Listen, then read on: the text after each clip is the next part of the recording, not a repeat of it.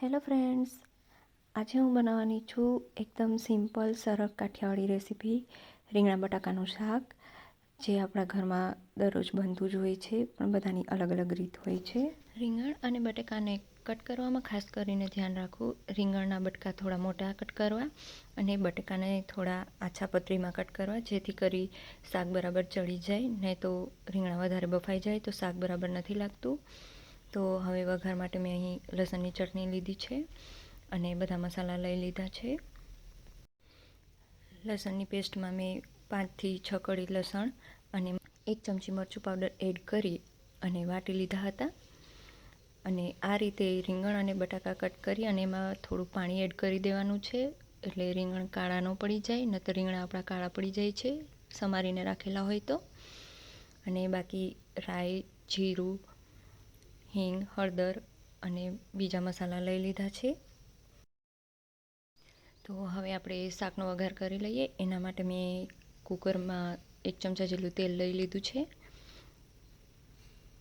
તેલ ગરમ થાય એટલે એમાં ચપટી રાઈ નાખી દેવાની છે. રાઈ ફૂટે એટલે એમાં આપણે ચપટી જેટલું જીરું એડ કરી દઈશું. ત્યારબાદ ચપટી જેટલી હિંગ એડ કરી દઈએ. અને હવે પછી તેમાં વાટેલું લસણ જે હતું, લસણની પેસ્ટ હતી, એ એડ કરી દીધી છે. હવે લસણની પેસ્ટને તેલમાં બરાબર છૂટી પાડી દઈએ આ રીતે ચમચાની મદદથી. અને ત્યારબાદ હવે તેમાં રીંગણા બટેટા જે આપણે સમારેલા હતા એ એડ કરી દઈએ. વઘાર કરી લઈએ એનો. શાકનો વઘાર કર્યા બાદ તેને હવે બરાબર એક વખત હલાવીને મિક્સ કરી લઈએ વઘાર જોડે જ. મસાલા આપણે ત્યારબાદ એડ કરીશું પછી. આ રીતે વઘાર કર્યા બાદ હવે આપણે એમાં ચપટી હળદર એડ કરી દઈશું. અડધી ચમચી મરચું પાવડર એડ કરી દઈએ. અડધી ચમચી ધાણા જીરું પાવડર એડ કરી દઈએ. અને સ્વાદ અનુસાર નિમક એડ કરી દીધું છે. ત્યારબાદ હવે અડધું ટમેટું મેં કટ કરીને એડ કર્યું છે. ટમેટું આપણે વઘાર કર્યા પછી લાસ્ટમાં જ એડ કરીશું.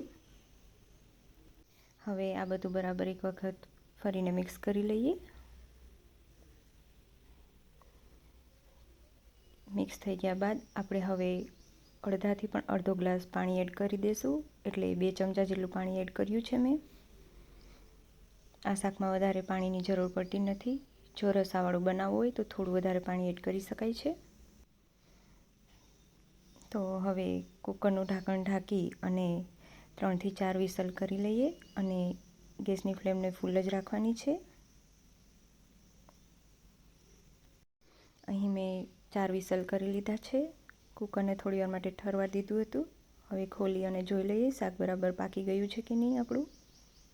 તો તમે જોઈ શકો છો શાકનો કલર પણ કેટલો સરસ આવ્યો છે અને જો રીંગણા પણ બરાબર આપણા આખા જ રહ્યા છે.